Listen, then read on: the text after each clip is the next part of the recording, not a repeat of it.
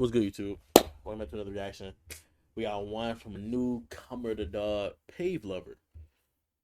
Looks like he has good structured content, and also based on this topic, I just think it's a very interesting topic to talk about in the anime community.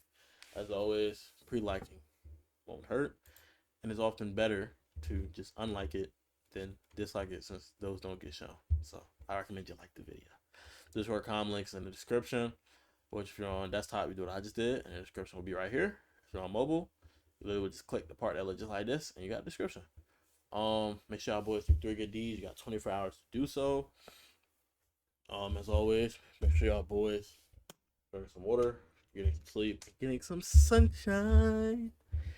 It's your boy Slide once again. Slide until time out with another video. And yeah, reaction on crack. We're going back to back. Without further ado, we're just gonna hop into the video. Talk to me. Happen to you? You watch an anime and suddenly some random side character pulled out the most mind-blowing, insanely creative ability you've ever seen. You're sitting there like, what just happened? But then you look at the main character, you know. It's kind of sad. It's like what he's saying is very, very common. I like his voice. Hold on, let me subscribe real quick. Because you know when you subscribe on YouTube or Twitch, you hit that bell. I don't want to ruin the immersion, so I'd rather do it now, 12 seconds in. But it's kind of sad, but I think it's to show like versatility, kind of. The main character has like a basic ability so they can be more versatile, even though the side characters have more creative abilities and are also versatile with them. The most important person in the entire story, and you realize that their power is basically punching hard. What? So I did some digging and I discovered that this isn't rare at all. It's a trope that's been around for a very long time, from the oldest classics to whatever new series came out last week. So here's what we're going to do. I'm going to show you protagonists with some of the most basic abilities ever, and we're finally going to find out why side characters get all these cool powers while main characters always get boring powers. To understand why this kept happening, I knew there was no better place to start than with the classics, because those were some of the most famous protagonists of all time, and almost everyone loves at least one of them. Okay, so to understand exactly what I'm talking about, I need to show you this one character from Bleach. This series has this, you know, completely random enemy who's like there for a couple of chapters or something, and him, the poison dude, that's what the Quincy's.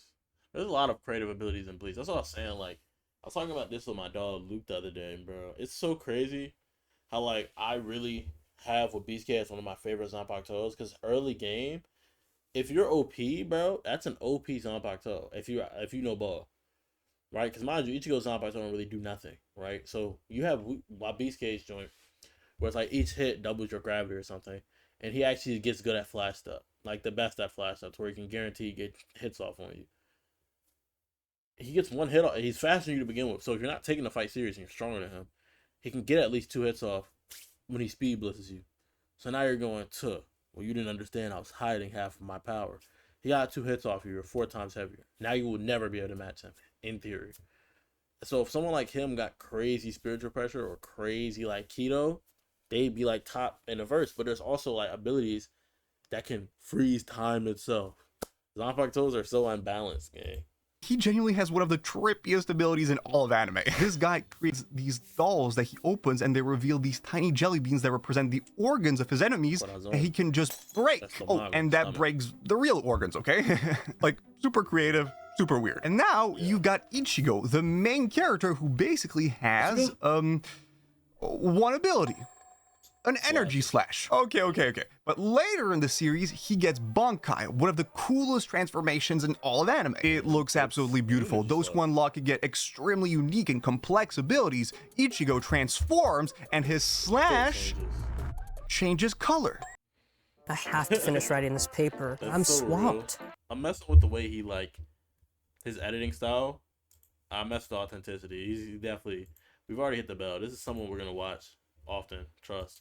What the actual heck, Ichigo? Okay, so what about Naruto? So, at some point, Naruto fights this guy called Neji, who has this whole elaborate fighting style, okay? Number one, he uses these specialized that can see energy running through people's bodies. Number two, he uses his fingers to hit these points of energy. And number three, if he needs to protect himself, he has this defensive technique called rotation, where he spins to create this defensive sphere, which just looks amazing. Tough. And that's genuinely just scratching the surface. Do you know how many abilities Naruto has in this entire series? Yeah. First, he has Akira. shadow clones, which Naruto sounds himself. cool, but it's literally him creating Duplicates. copies of himself. And second, he has Rasengan, which again sounds really cool, but it's basically a ball of energy that spins really Bunch of fast and variations. then Same breaks old school, stuff. though. And the funniest part is that throughout the series, they just give him like 10 variations of this one Yup. move. And by the way, do you want to know how he beats Neji? By creating a distraction and then Goes underground. punching him. Fist, face,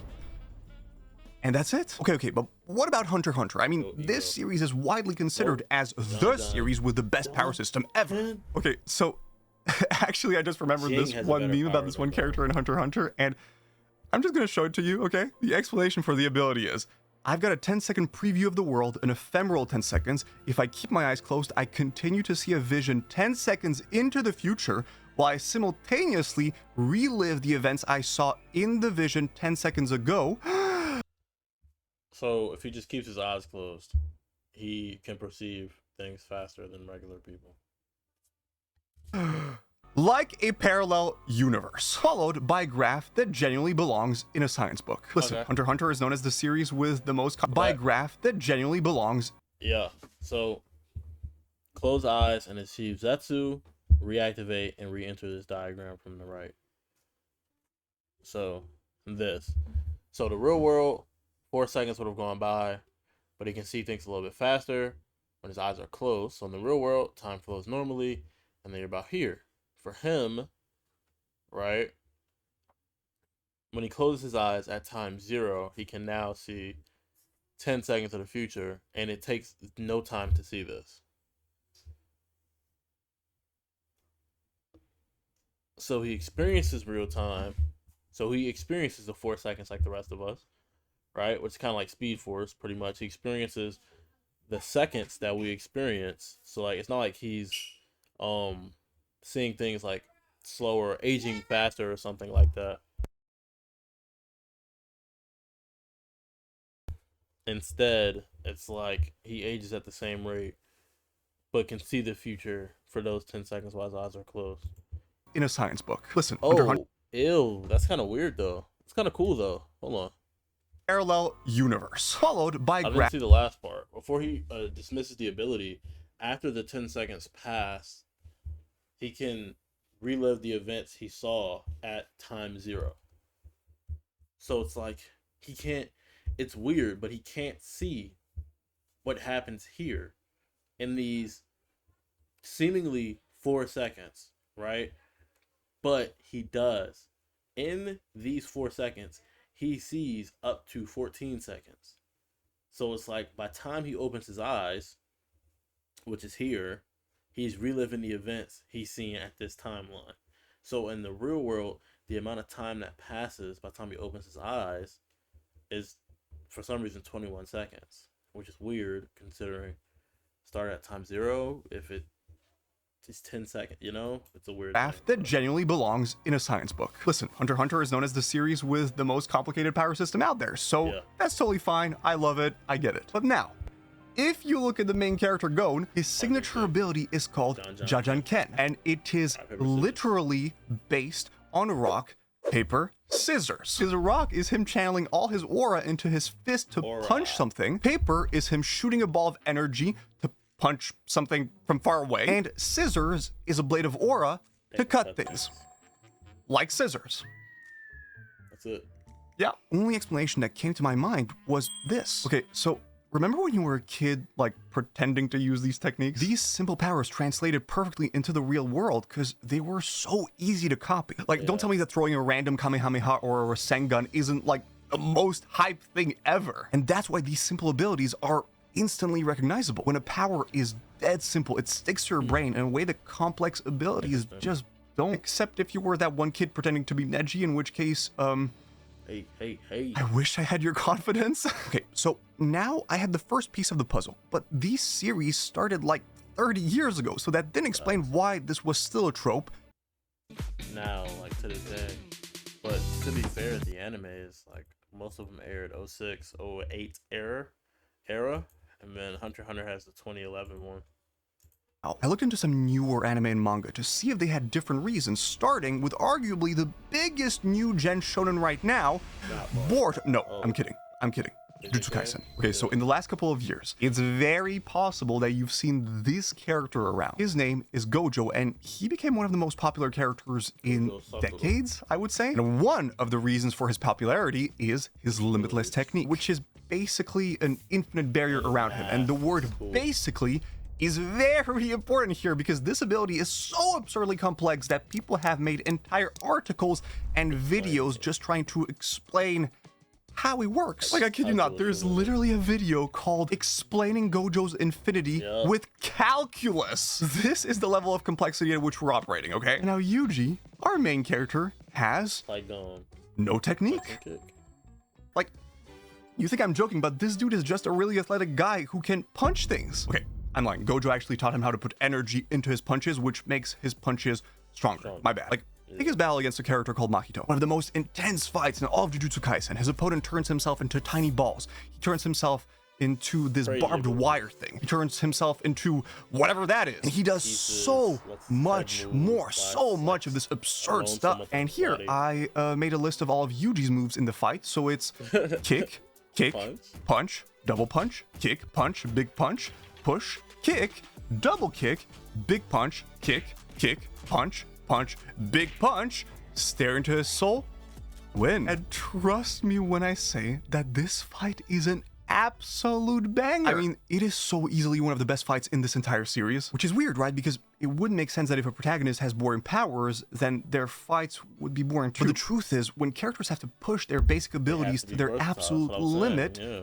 that's really fun. Every victory feels super satisfying because we know that this guy is working with a limited toolkit against opponents with completely broken powers. It's why fights like Yuji versus Mahito become iconic. It's also why Gojo's best fight in Jujutsu Kaisen is the one where you don't know if he's going to win. And we can also see that in other series like in the beginning of My Hero Academia, where Deku is basically just strong, and every time he uses his power, it even injures him, but his fights are still so freaking hype. And these boring powers is exactly what made these fights freaking hype. I now had one more piece of the puzzle. I couldn't believe that the explanation for all these boring powers was really as simple as the authors want cool fights. There had to be something I was missing. So I decided that the best way to get the final answer was to check out one of the only series that came out earlier than all the shows I previously mentioned and was still releasing chapters nowadays. A series that's one of the most popular, if not the most popular anime and manga of all time.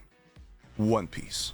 Okay, so Luffy from One Piece has the ability to turn his body into rubber. This means he has moves like stretching his arm for a long distance punch, using both hands for a stronger punch, or even rapid fire a bunch of punches. But now, look at someone like Law, another character from One Piece. He is out here creating these reality warping spheres where he can literally rearrange people's body parts, swap personalities, teleport objects, slice someone without harming them, and perform what's essentially surgery with a freaking sword. The difference is kind of crazy. I felt concerned because for the moment, One Piece was going in the same direction as all the other examples, until the author did something pretty freaking cool. So, as One Piece progresses, Luffy starts doing stuff like creating finger nets to trap enemies, or twisting his arm like a spring to create more powerful punches. He even inflates specific body parts like a balloon. Then we get to his gear transformations, which are basically these awesome power-ups. And the reason I'm showing you all that is that there's something crazy about it, is that every single one of his new moves or transformations has something to do with the properties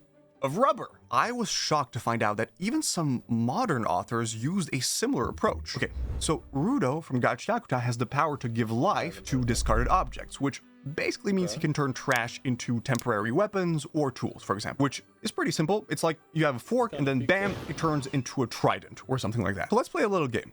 I'm gonna give you a couple of objects that Rudo uses in the series and see if you can guess what he turns them into. First, we have a protective amulet. Personally, if I had shield. I think Gauntlet would be a good option.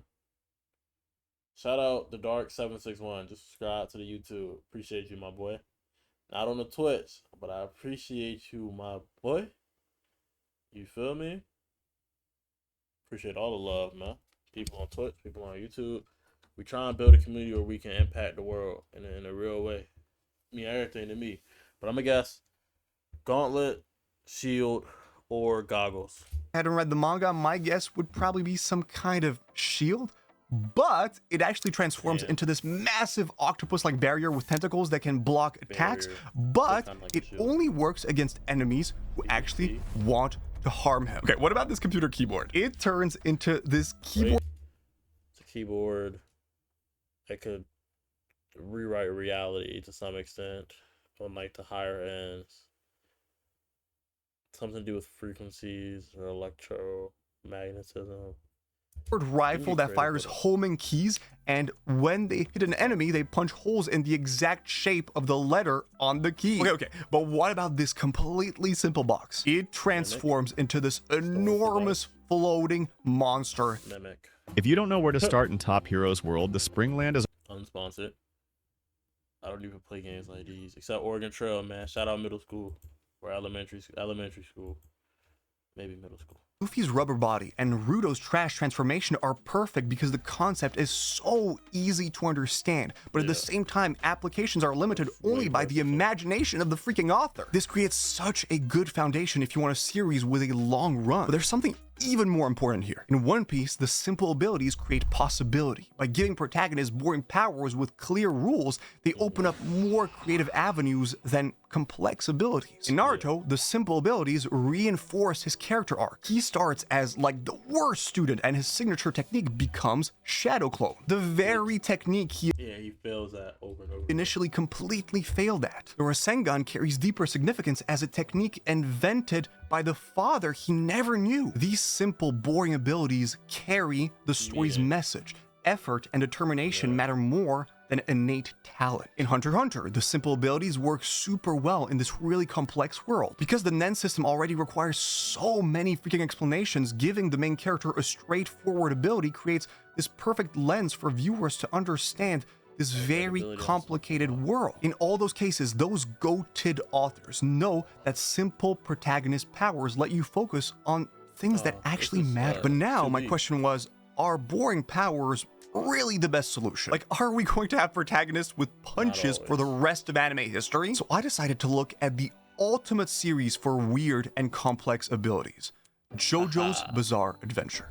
Okay, listen, this series actually started with the same pattern we've been talking about. The first three protagonists had very straightforward abilities. Jonathan had punching, Joseph punching, and Jotaro had punching. But then I genuinely have no idea what the author did to his brain or what, you know, beautiful mystical life experience he went through, but this series completely flipped. For example, this guy had the incredible ability to imbue life to inanimate objects, like can transform money into literal butterflies. This girl's ability lets her unravel her entire body into strings, which she uses for everything from fighting to stitching wounds to eavesdropping through vibrations. And this guy starts by shooting his fingernails as projectiles, but eventually gains the ability to create dimensional portals with the speed of rotation of the fingernails he shoots.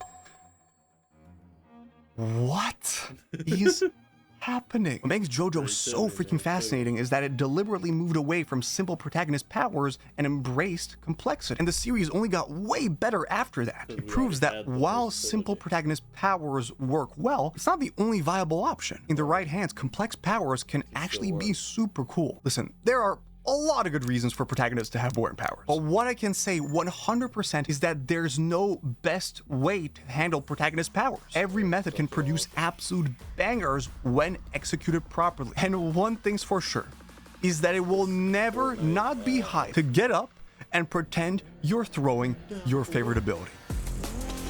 Good outro.